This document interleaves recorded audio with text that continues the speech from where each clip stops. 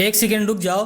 अगर आप web form बनाते हैं और यूजर डेटा गलत हो जाता है या फॉर्म सबमिट नहीं होता तो प्रॉब्लम आपकी HTML स्टैंडिंग की है, ब्राउजर की नहीं। आज मैं HTML फॉर्म की सबसे इंपॉर्टेंट प्रॉपर्टी आपको सिखाने वाला हूं, जिसमें आपके फॉर्म प्रोफेशनल वेबसाइट की तरह वर्क करेंगे।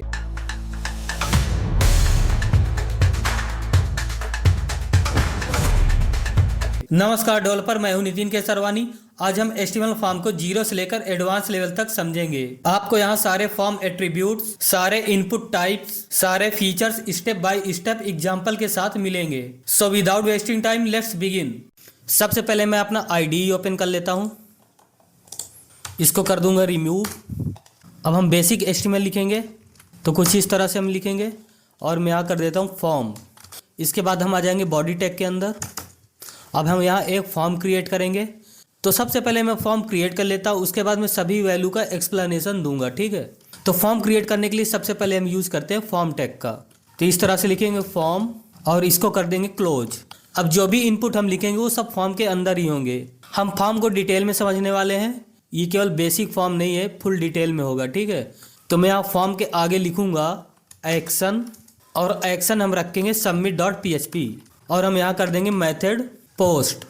इसको कैपिटल फॉर्म में लिखते हैं। अभी आपको परेशान होने की जरूरत नहीं कि मैं क्या लिख रहा हूँ। कोड पूरा लिखने के बाद मैं आपको अच्छे से समझा दूंगा ताकि आपको 100% समझ में आ जाए।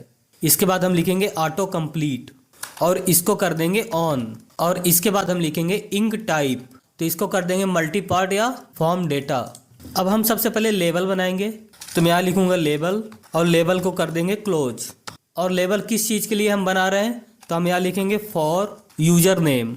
हम लेबल यूजर नेम के लिए बना रहे हैं। और लेबल किस नाम से शो होगा, तो मैं यहाँ कर देता हूँ फुल नेम। तो यहाँ देख सकते हैं फुल नेम नाम का लेबल शो हो रहा है। अब इसके बाद हम लिखेंगे इनपुट। हम इनपुट का टाइप रखेंगे टेक्स्ट, ताकि हम इस इनपुट बॉक्स में यूजर नेम डाल सकें। और इसमें हम ID भी देंगे। खैर अभी ID की ज़रूरत नहीं है, लेकिन हम दे देते हैं। तो यहाँ भी कर दूंगा यूजर नेम, और नेम रखेंगे यूजर नेम। अब लिखेंगे हम प्लेस होल्डर, तो प्लेस होल्डर हम लिखेंगे इंटर योर नेम।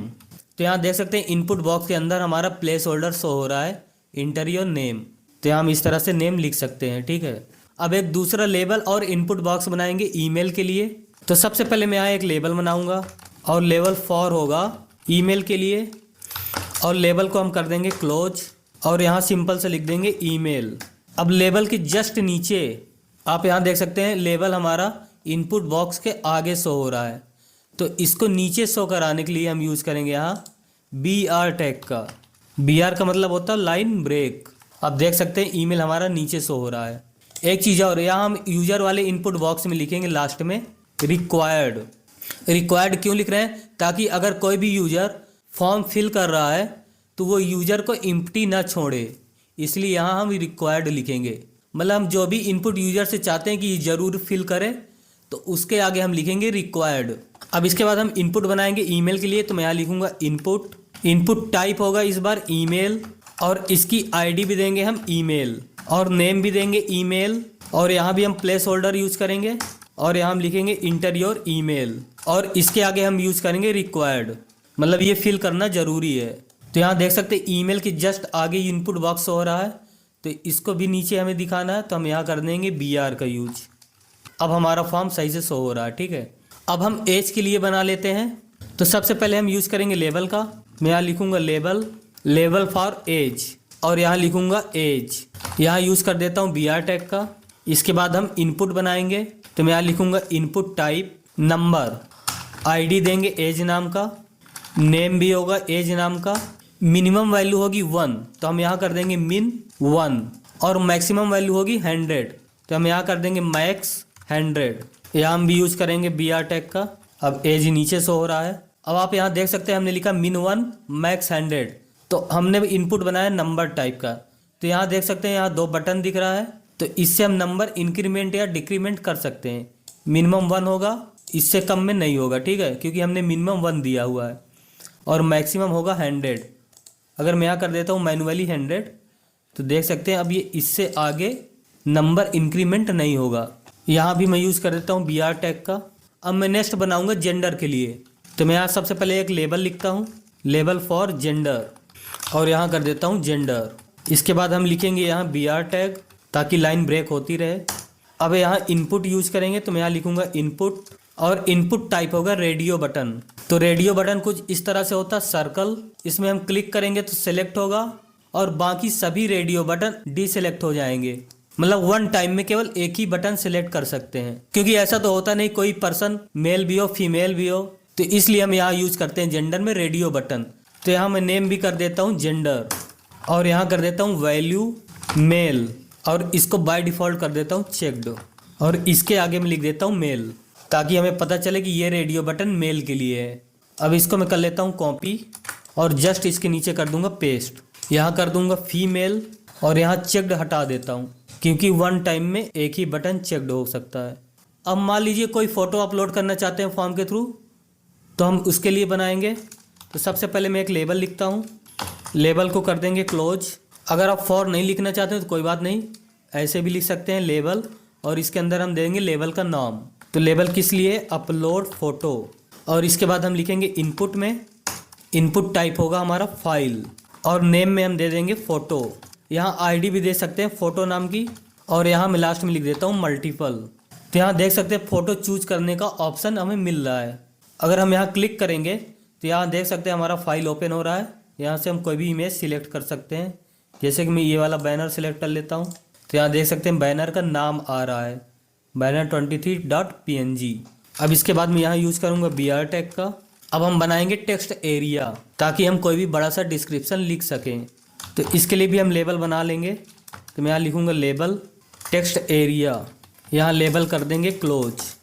इसके बाद लिखेंगे BR टैग, और इसके बाद हमें लिखेंगे टेक्स्ट एरिया, टेक्स्ट एरिया कर देंगे क्लोज। तो यहाँ देख सकते हैं टेक्स्ट एरिया टैग लिखते ही यहाँ टेक्स्ट एरिया शो होने लगा। इसके अंदर हम कोई भी टेक्स्ट लिख सकते हैं, इस तरह से टाइप कर सकते हैं। अब इसमें नेम दे देते हैं मैसेज, और प्लेस होल्डर लिख देते हैं राइट योर मैसेज।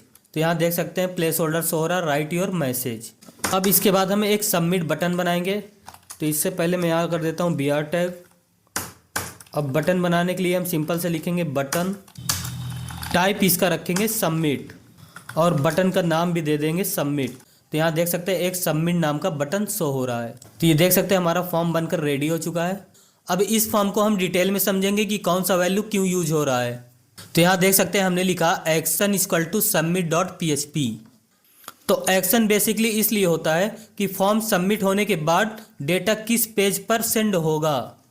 तो यहाँ हमने पेज का नाम लिखा submit.php। मतलब जब यूजर सबमिट बटन पर प्रेस करेगा तो डेटा submit.php नाम के फाइल पर सेव हो जाएगा। इसके बाद हमने लिखा मेथड इक्वल टू पोस्ट। हम यहाँ पोस्ट की जगह गेट भी लिख सकते हैं, लेकिन हमने पोस्ट इसलिए लिखा है क्योंकि ये डेटा सेंड करने का सिक्योर मेथड होता है, और URL में डेटा शो नहीं होता है। अगर गेट लिखेंगे तो URL में डेटा शो होगा। इसके बाद हमने लिखा ऑटो कंप्लीट ऑन। इससे ब्राउजर यूजर को प्रीवियस इनपुट को रिकमेंड करता है, लाइक नेम ईमेल। और इसके बाद हमने लिखा enctype equal to multipart या फॉर्म डेटा। इसको हम इसलिए लिखे हैं क्योंकि जब फॉर्म फाइल अपलोड करेगा इमेज या डॉक्यूमेंट, तब ये एट्रीब्यूट रिक्वायर्ड होता है। इसके बाद हमने लिखा है label for equal to user name full name, और लेबल को हमने कर दिया क्लोज। तो लेबल होता है इनपुट का टाइटल।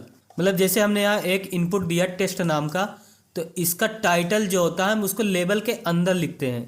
तो इसलिए लेबल होता है इनपुट का टाइटल या नेम, जो यूजर को बताता है कि यहाँ क्या फिल होगा। और for equal to user name का connection ID equal to user name वाले से होता है। इसके बाद हमने लिखा है input type equal to text. Text का मतलब होता है नॉर्मल टेक्स्ट फील्ड। और यहाँ आप देख सकते हैं हमने लिखा name equal to user name. इससे बैकएंड में डेटा इसी नेम से रिसीव होता है, इसलिए हम यहाँ नेम देते हैं। और प्लेस होल्डर का मतलब होता है कि हम इनपुट में बताते हैं, मतलब हिंट देते हैं कि ये इनपुट किस लिए यूज किया जा रहा है। और रिक्वायर्ड का मतलब होता है कि हम उसे एम्प्टी नहीं छोड़ सकते। अगर हम एम्प्टी छोड़ेंगे तो फॉर्म सबमिट नहीं होगा। इसके बाद हमने लिखा है input type equal to email. मतलब इसका टाइप ईमेल है, मतलब ये ईमेल फॉर्मेट को वैलिडेट करता है ओनली। और हमने यहाँ भी रिक्वायर्ड लिखा है, तो कोई भी ईमेल को एम्प्टी नहीं छोड़ सकता। इसके बाद हमने एक नया इनपुट बनाया input type equal to number. इसके अंदर हम केवल नंबर यूज कर सकते हैं, नेम और ईमेल नहीं लिख सकते। इसके बाद हमने लिखा है इनपुट टाइप रेडियो। अगर रेडियो की जगह हम इनपुट टाइप कर देंगे चेक बॉक्स, तो उसमें हम मल्टीपल आइटम को चेक कर सकते हैं वन टाइप पे। लेकिन रेडियो का मतलब होता है at a time only one item check कर सकते हैं। इसके बाद हमने लिखा है input type equal to file. तो ये ओनली फाइल के लिए होता है ताकि हम अपने डिवाइस से फाइल एक्सेस कर सकें। और यहाँ मल्टीपल का मतलब होता है यूजर एक से ज़्यादा फाइल अपलोड कर सकता है। और इसके बाद हमने लिखा टेस्ट एरिया। तो text area basically long text लिखने के लिए होता है, जैसे एड्रेस, कमेंट। और इसके बाद हमने लिखा नेम इक्वल टू मैसेज, मतलब बैकएंड में मैसेज इसी नेम से रिसीव होगा। और प्लेस होल्डर यूजर को हिंट देता है। इसके बाद हमने बनाया बटन और इसका टाइप हमने रखा सबमिट। इससे फॉर्म डेटा को सबमिट करता है, मतलब ये बटन को प्रेस करते ही सारा डेटा बैकएंड में सेंड हो जाएगा। अगर आपने आज की वीडियो के एंड तक देखा तो आप बिगिनर वाले सिंपल फॉर्म नहीं बल्कि प्रोफेशनल एडवांस फॉर्म बना सकते हैं। मिलते हैं नेक्स्ट वीडियो में, तब तक के लिए keep building keep growing with side buildup, signing of.